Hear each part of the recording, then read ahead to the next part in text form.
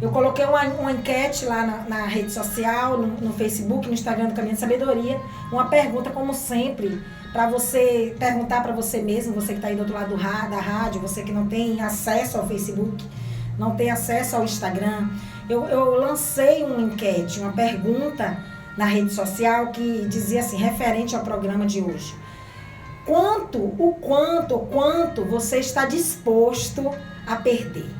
Essa foi a pergunta que Deus ministrou no meu coração. É sobre isso que a gente vai falar hoje. Mateus capítulo 16, palavra muito conhecida. A gente tem que entender essa palavra aqui. Mas vamos ver aqui. Mateus capítulo 16, versículo 24. Versículo 24 diz assim.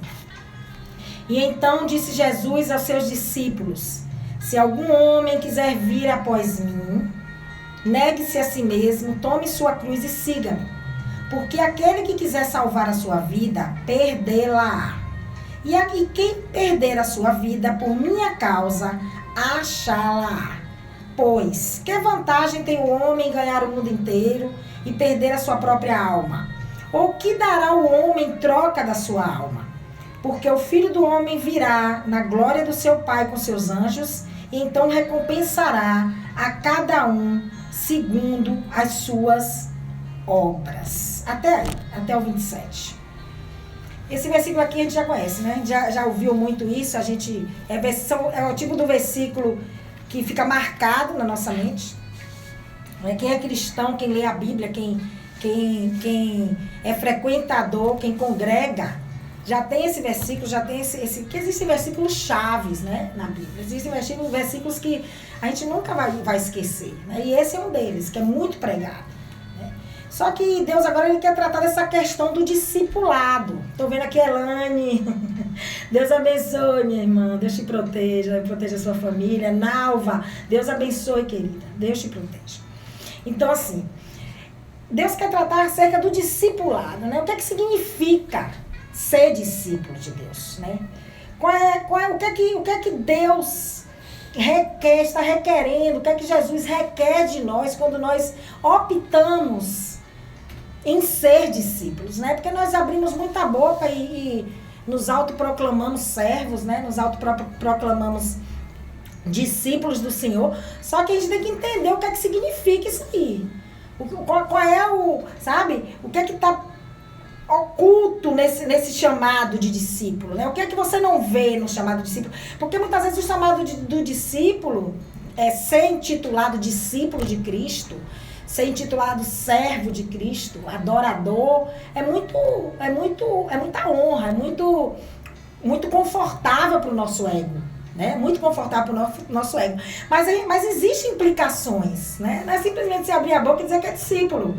Muito poucos hoje entendem irmão Denivaldo. Quem está aqui hoje é irmão Denivaldo Costa, viu, gente? Ora por ele, porque o homem trabalha aqui na Seara, viu? Tem que orar por todo mundo que trabalha aqui, por favor, viu? Ora por a gente aqui da rádio que trabalha aqui não é fácil, não.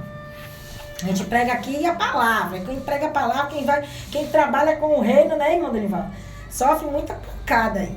Então, muito poucas pessoas hoje, elas não entendem. Muito poucas pessoas querem esse chamado, se consideram discípulos, mas não entendem o que é ser discípulo, o que significa ser discípulo, né? O pastor Billy Graham, ele afirmava que a salvação, ela era de graça, ela era gratuita, mas o chamado, o discipulado, ele custaria um preço muito alto. O Billy Graham, né, grande Billy Graham, ele falava isso, que a salvação ela era gratuita, ela era de graça, mas o discipulado, ser discípulo, traria um preço muito alto para nós, né? E era isso que Jesus queria ensinar aos discípulos, né? Os discípulos eles precisavam entender o que Jesus estava falando aqui. E aí ele lança esse paradoxo, né, aqui. Ele diz que aquele que quiser salvar a sua vida, tem que perdê-la, né? A perderá. Aquele que quiser salvar a sua vida, a perderá. Mas aquele que a perder, a achará. Né? Parece uma coisa meio doida assim, mas é por isso que chama paradoxo, porque o paradoxo significa aquilo que você não entende. Né? É uma coisa insensata, uma loucura, uma coisa complexa, uma coisa esquisita. É uma coisa sem sentido. Só que para entender isso aqui, a gente vai ter que voltar aqui no verso anterior. No verso anterior, Jesus, apesar dele abrir essa porta, né, abrir esse convite para quem queira seguir a ele também mostra que ele deixa claro que existem condições para que você possa segui-lo, né? Ele diz que existe condição. Ele abre a porta e diz assim, ó, você pode me seguir. Eu acho bacana você me seguir, mas tem uma coisa, se você quiser realmente me seguir, você vai ter que renunciar a si mesmo, né? Renunciar a si mesmo, e vai ter que tomar a sua cruz, né? Vir após mim, né? Renunciar a si mesmo, vir após mim e tomar a sua cruz. Ele deixa bem claro isso aí, né? Você tem que fazer isso. Só que quando fala em tomar a cruz e renunciar, tô vendo aqui, Cid Silva, no Caminho de Sabedoria, Deus abençoe, querido, Deus te proteja. Quando fala em tomar a cruz, em renunciar, aí a coisa fica estreita, a coisa fica difícil, porque quando se trata de negação da própria pessoa, quando se fala em negar a si mesmo, está dizendo que você tem que decretar a sua morte, a morte do seu eu. Tem que decretar aquilo que você acredita. Tem que decretar a morte daquilo que você acredita para começar a crer naquilo que Deus está te falando. Você tem que matar os seus desejos, as suas vontades. Essa negação, essa renúncia, ela vai influenciar em todas as áreas da tua vida. Ela vai influenciar em tudo, inclusive nos teus relacionamentos. Você vai ter que matar o seu eu para ser totalmente guiado pelo Espírito. Esse é o problema.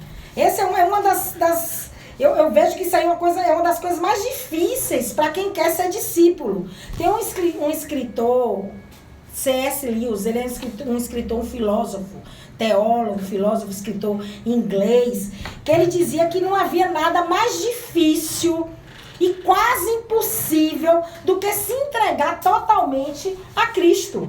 Ele dizia isso, era uma frase, sabe, que ele lançava em todas as escritas dele, assim, referentes ao cristianismo. Ele dizia que não havia nada mais difícil e quase, ele deixa bem claro assim, quase impossível do que uma pessoa se entregar totalmente, não é parcialmente, viu, gente? Porque você tem que entender que Deus ele não trabalha com metades, Deus não trabalha com talvez, Deus não trabalha com mais ou menos, né? Deus não trabalha não, o povo acha que trabalha, mas não trabalha, Deus só trabalha com todo.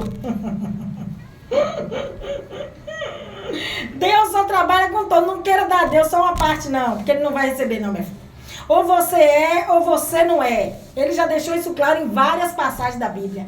Ou é, ou não é. Ou sim, ou não. Ou quente, ou frio. Ou você é quente e frio, ou você é morno. Não tem outra opção. Ou você serve a Deus, ou você serve a Baal. Então, nosso Deus não é Deus de metades, né? Tira isso da tua cabeça, porque Deus não é Deus de metades. Deus é Deus de totalidade. Ele não quer você na sua... parcialmente. Ele não quer ter um relacionamento parcial com você. Ele não quer caminhar com uma parte de você. Ele quer caminhar com você. Então, não vem com essa conversa não, porque Deus não trabalha assim não. Deus não trabalha desse jeito não. Não trabalha, né? Essa renúncia que Jesus ele está requerendo aqui, nesses versos que nós lemos aqui do Mateus 16, ele está requerendo dos discípulos que eles sigam um caminho de negação. E qual é o caminho de negação? É o mesmo caminho que está lá em Romanos 8. Lá em Romanos 8, o apóstolo Paulo ele diz que se vivermos segundo a carne, morreremos. Mas se matarmos a carne, através do Espírito, viveremos e estaremos aptos a seguir Jesus. Está lá em Romanos 8, você pode procurar. Estaremos aptos a seguir, mas você tem que matar a sua carne.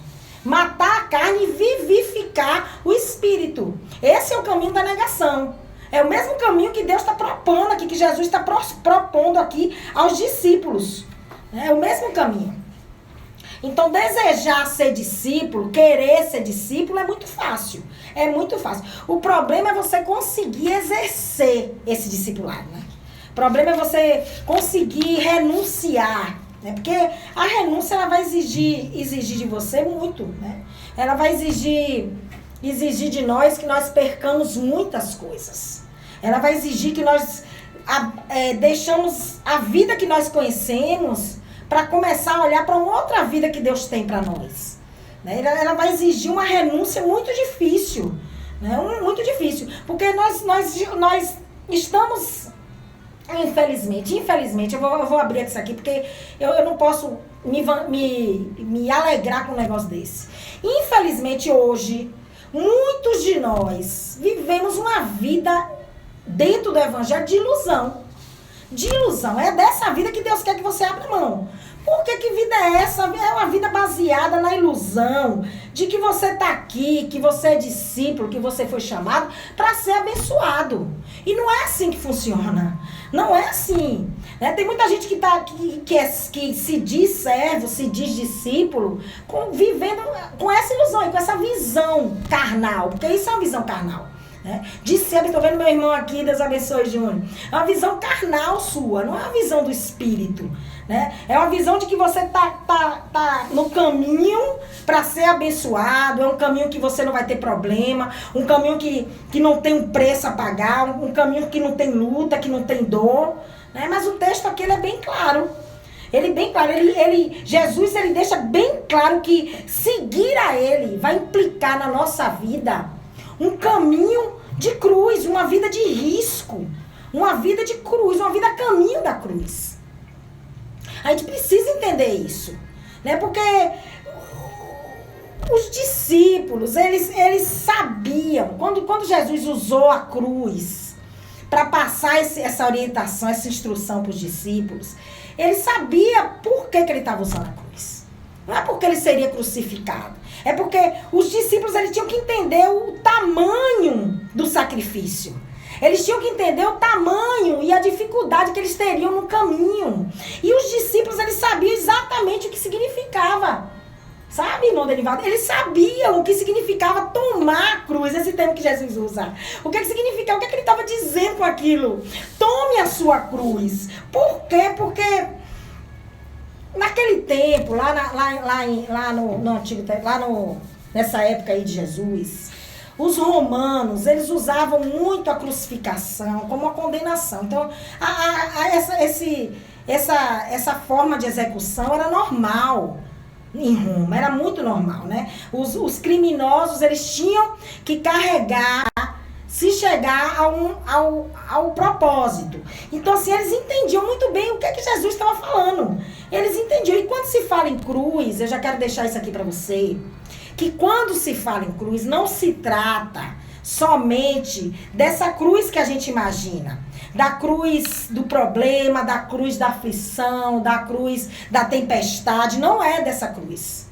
Não se trata somente disso. Se trata desse caminho difícil, desse caminho de sacrifício. Viu? Esse termo que Jesus usou, ele usou para fazer uma comparação. Né? Ele estava dizendo que seguir a ele, querer ter um compromisso verdadeiro com ele, significava que você ia ter que enfrentar tudo isso. Que não ia ser fácil, né? A possibilidade de perder a vida, a possibilidade de correr riscos, de morrer crucificado, ela era muito real para os discípulos. Ela era tão real para eles quanto era para Jesus. Então, assim, Deus usa esse termo aí. Né? Deus usa esse termo para trazer os discípulos à realidade. Não necessariamente para indicar aquela morte, mas para dizer que o caminho ia ser um caminho de humilhação, um caminho de dor, um caminho de muito sacrifício. Né? Tomar a cruz, Jesus estava se referindo a isso. Era isso que Jesus estava se referindo. O discipulado é uma vida de sacrifício, é uma vida que nós teremos perdas, nós teremos riscos, nós teremos renúncias, teremos que fazer renúncias, porque eu quero dizer para você que não tem como você caminhar com Cristo sem renunciar. Não tem como você caminhar com Cristo se esquivando de renúncias. Não tem como. Porque quando você começa a se esquivar das renúncias, quando você começa a se esquivar desse chamado do Senhor à renúncia, você para de olhar para ele e começa a olhar para você. você traz os seus olhos para dentro de você. Né? Você começa a perder o propósito de vista.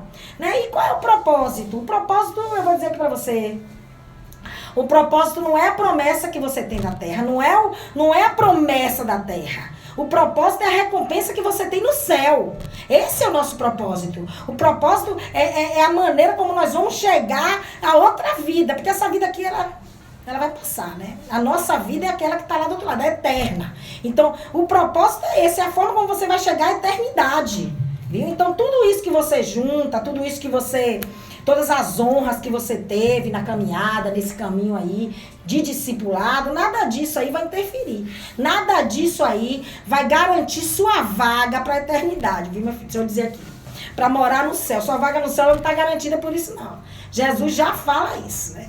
Já se fala isso. Então, se você que está aí do outro lado da Cidade FM, se você quer ser discípulo, se você optou por essa escolha de ser discípulo, você tem que entender que elas vão determinar a maneira como você vai chegar lá. Né? E tem escolhas aí que serão muito difíceis, viu? Muito difíceis, muito complicadas. Escolhas que trarão, sabe, dor, né? Escolhas que serão dolorosas, né?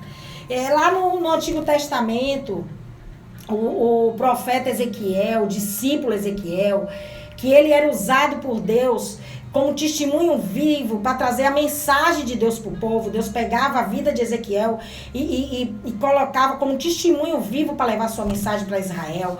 Ele foi obrigado, ele recebeu de Deus uma ordem para não chorar. Deus recolheu a esposa, ele disse, ó Ezequiel, eu estou recolhendo a tua flor, mas você não pode chorar à vista dos homens, você não pode viver o seu luto. Então, se você quiser chorar, meu filho, deixa eu dizer, você vai ter que ir escondido, chorar no seu quarto. Ezequiel não pôde viver o luto dele, né? Jeremias, ele não teve o direito de constituir família. Ele não teve direito de ter uma esposa, de ter filhos. Por quê? Porque o chamado do profeta era muito árduo. O chamado de Jeremias era um chamado muito difícil, né? E era um chamado que era necessário celibato. Então, foi uma renúncia, né? Então,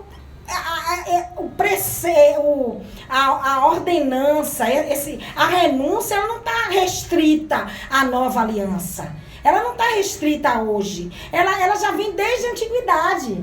Desde a antiguidade que os homens e mulheres de Deus, eles já entendiam que servir a Deus ia requerer deles renúncia. Essa condição, ela não é restrita a nós, não. Ela já vem de muito tempo, né? Eu sei que não é fácil você ouvir isso. Às vezes você nem está querendo ouvir isso. Às vezes você já ouviu e fingiu que não viu, né? Já ouviu e ignorou isso. Por quê? Porque é mais fácil pra gente ignorar a cruz do que aceitar. Ignorar essa chamada de Deus à renúncia do que aceitar essa ordenança de Deus. É muito mais fácil pra gente, é mais cômodo, muito mais cômodo, né?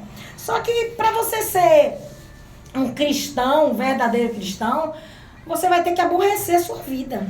Infelizmente, você vai ter que aborrecer a sua própria vida, né? Muitos hoje, eles estão vivendo, já falei aqui no comecinho, um evangelho de ilusão, né? Um evangelho que tem criado subterfúgios para seguir a Cristo, né? Porque não existem subterfúgios, não existem alternativas fáceis e confortáveis para você seguir a Cristo. Não existe. Eu achei tão interessante que Deus me deu essa palavra no sábado, não, no domingo. E quando foi na segunda-feira, na minha aula de Teologia Sistemática 3, com o pastor Abimael, a Cristologia, Deus confirmou a palavra todinha através do meu professor, o pastor Luciano, que está aí assistindo, ela viu lá. Ele confirmou todinha. Eu disse, meu Deus, como o senhor é lindo, quando o senhor quer falar, não adianta. Não adianta. Quando Deus quer falar, quando ele tem algo para entregar para o pessoal dele, não adianta. Porque ele vai falar. Quer você queira ouvir ou não, ele vai falar, né? Então foi isso que Jesus disse aos discípulos. Foi isso que ele falou. Ele disse assim, ó, vocês querem me seguir, vocês querem vir após mim, tudo bem. Só que tem uma coisa, vai ter renúncia e vai ter cruz. Mas pode vir. E lá em Lucas, interessante, que lá em Lucas, vou até abrir aqui. Lá em Lucas, no capítulo 10 de Lucas, ele explica isso melhor ainda, né, no capítulo 10. Ele começa a separar, ele separa os 72 discípulos para lançar na seara, separa aqueles 72 homens para lançar na seara, e aí ele começa a instruir esses homens, né, acerca do discipulado, acerca da missão. Ele não engana ninguém. Deixa eu dizer para você. Jesus nunca enganou ninguém. Ele sempre deixa claro. A gente é que fica, sabe, dando uma de maluco, sabe, querendo tapar o sol com a peneira, querendo criar facilidade para nossa vida, para o nosso discipulado. Jesus nunca enganou ninguém, não. Ele chamou os discípulos e disse assim: ó, meu filho, vem cá. Deixa eu mostrar aqui, tá vendo aqui? A seara, ela é muito grande. Tá tudo lá, Lucas 10, a partir do versículo 1. A seara, ela é enorme. Só que tem uma coisa, tem pouca gente. Tem poucos trabalhadores. Em outras palavras, Jesus está dizendo assim, ó, tem muita coisa para fazer, mas tem muito pouco trabalhador. Então, deixa eu dizer para você que você vai trabalhar muito. Primeira coisa que Jesus fez foi deixar claro que o trabalho ia ser pesado. Ele nunca enganou ninguém. Só o trabalho é pesado, não vai ser fácil, não. Não vai ser fácil, não. Depois ele chega para o pessoal lá, pros 72, e diz assim, ó, tá vendo aqui, eu tô jogando vocês no caminho do discipulado, mas no caminho, cuidado, porque vocês vão encontrar lobos. Vocês vão encontrar perseguidores, vocês vão encontrar opositores ao evangelho. Vocês vão encontrar pessoas que irão bater contra você, pessoas que vão querer matar você, pessoas que vão querer impedir você de levar a minha palavra, de proclamar o reino de Deus. Então eu já estou te avisando. Cuidado, vai ter lobo no meio do caminho. E aí ele continua falando, ele continua alertando sobre a escassez, sobre a falta de comida, sobre a falta de abrigo, de um lugar para deitar, né? Sobre casas que eles vão entrar e que eles não serão bem-vindos. Não é assim com a gente? Tem lugar que a gente chega na maior boa vontade. A nossa intenção é ajudar, mas o inimigo... Ai, meu Deus, não aceita, não. É difícil, né? A gente tem que ter essa natureza. Você tem que ter a natureza de Cristo, viu? Para suportar esse tipo de coisa. Então Jesus, ele não deixou ninguém enganado, não. Ele disse, ó, o caminho ele é difícil, ele é doloroso, ele é árduo, ele é trabalhoso. Vai ser um caminho de cruz. Mas tem uma coisa nesse caminho muito boa. Apesar de tudo isso que vocês vão passar nesse caminho aí, vocês não vão estar sozinhos. Ai, coisa linda. Não vão estar sozinhos. Vocês vão estar equipados, Pastor Roberto e Tinga. O Tinga. Deus abençoe. Saudade dessa terra aí. Ai, meu Deus, eu quero voltar aí, pastor. Deixa eu passar isso, viu? Me chama que eu vou. Então, assim, apesar de tudo isso que vocês estão passando aí, vocês não vão estar sozinhos, vocês vão estar equipados com o meu poder, né? Vocês vão estar cheios do meu poder. Por quê? Pra quê? Pra quê? Não é pra você se vangloriar, não é pra você ser notado, não é pra você brilhar, não é pra você ser honrado, não é nada disso. É pra você levar o reino, é pra você alcançar pessoas, né? Aquilo que eu coloco em você, meus dons, meus talentos, minha graça, meu poder, não é pra você. Entenda isso. Tá entendendo, né, gente? Vocês estão entendendo o que é ser discípulo, né? Eu tô entendendo. Eu espero que você do outro lado esteja entendendo. Tudo isso que Deus coloca em nós, que Deus oferta sobre nós, sobre a nossa vida, não é pra gente. É pra levar o reino. Tá tudo lá em Lucas 10, depois você lê coisa linda. É pra levar o reino de Deus a toda criatura. Por quê? Porque o reino, ele tem que estar dentro de você. Então, onde você for, você vai carregar o reino. Onde você for, a presença ela vai estar com você. Você vai estar carregando o reino. Onde você passar, você vai, sabe, revelar Jesus. Esse é o propósito. É por isso. Para que o reino seja latente em sua vida. Então, para que isso aconteça, você vai ter que perder. Infelizmente, vai ter que perder tudo. Perder sua vaidade, seu orgulho, perder sua natureza, perder principalmente o seu eu. E foi isso que Jesus ele propôs aos discípulos. Ele propôs lá em Mateus 16. Vocês podem me seguir, mas vocês vão ter que renunciar, vão ter que carregar a cruz, vão ter que se esvaziar, vão ter que abandonar a sua vida para viver a vida que agora eu tenho para vocês. Foi isso que aconteceu. Foi isso que aconteceu. E ele pergunta aos discípulos, eu vejo ele perguntando, vocês estão dispostos? É o que ele está perguntando a mim e a você hoje. Será que nós estamos dispostos? Será que nós estamos dispostos a percorrer esse caminho, a renunciar, a nos esvaziarmos, né? Porque se nós estivermos dispostos, nós teremos que estar dispostos também a perder, né? O quanto nós estamos dispostos, não é nem o quanto nós estamos dispostos a perder, mas se nós estamos dispostos a perder tudo. Será que nós estamos dispostos a abrir mão de tudo que a gente conhece, como conforto, como vaidade, né? Porque tem muita coisa que está na nossa vida que para nós é vaidade, né? O rei Salomão, ele fala sobre isso, sobre vaidade. Se você ler lá, você vai ver. Tudo é vaidade, né? Eclesiastes, ele é muito claro, ele gasta um capítulo inteiro falando sobre vaidade, né? É interessante isso. O problema é que nessa escolha de nós seguirmos a Cristo, sermos discípulos, nós iremos enfrentar um inimigo muito feroz, que é o nosso eu. É o nosso eu. O teólogo Agostinho, ele dizia que nosso maior inimigo era nosso eu. Era o nosso maior inimigo e é a nossa maior luta. A nossa maior luta como candidato ao discipulado, como candidato a caminhar com Jesus, é essa, é mortificar a nossa carne e vivificar o Espírito. E essa luta, ela é diária, essa luta, ela é contínua, essa luta, ela não para, né? Enquanto estivermos nesse caminho de cruz, que ele nos fala aqui, ela não para, ela vai continuar, Então, é uma opção, a escolha é sua, né? A escolha é sua. Eu vou ter que encerrar o Instagram aqui, mas eu vou continuar no Facebook, viu? Bom, é só que tá no Instagram, eu vou continuar no Facebook, porque meu celular tá baixando a bateria. Beijo pra vocês. Entendeu? Então, assim, não tem